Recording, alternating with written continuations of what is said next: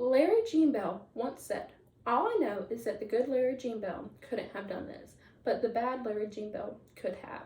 The producer of the true crime podcast Serial revealed that their first series has been downloaded more than 211 million times. Larry Bell was a suspected serial killer close to home. He killed 2 victims and is suspected of more only 2.5 hours away from Myrtle Beach, South Carolina. The 4 main ideas I have chosen to speak with you today about are the traumatic past of Larry, the murder of Sharon Smith, the murder of Deborah Helmick, and what happened to Larry after he was caught. First, Larry Bell has been known for having a traumatic past throughout his life.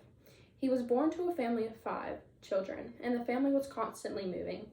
There were reports written whenever Larry was a child, which led police to suspect that he was abused within his home as a child. But because of how the system worked back then, there's no evidence they can use 100% to prove it. Since he had a traumatic past, investigators believe that this could be part of what caused him to turn into a serial killer. Next, Larry Bell's first victim was Sharon Smith.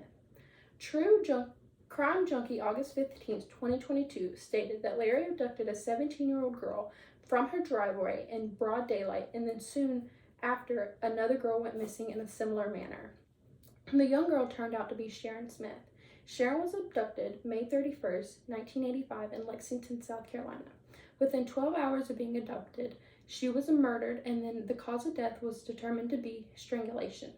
The FBI files, May 23, 2020, stated that Larry Bell constantly taunted the Smith family with constant phone calls and then forced her to write a final letter to these family. On these phone calls, Larry would taunt the family of the death of Sharon and even described how he sexually assaulted her before he killed her. Sharon's family received the letter from Sharon within this letter she stated how much she loved them and how much she was going to miss them.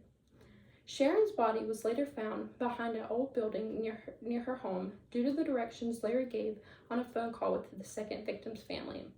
Then another young girl went missing. The young girl was Deborah Helmick.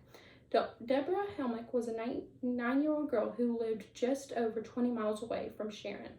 Larry Bell then began the phone calls to the Helmick family, where he would taunt her family about her death.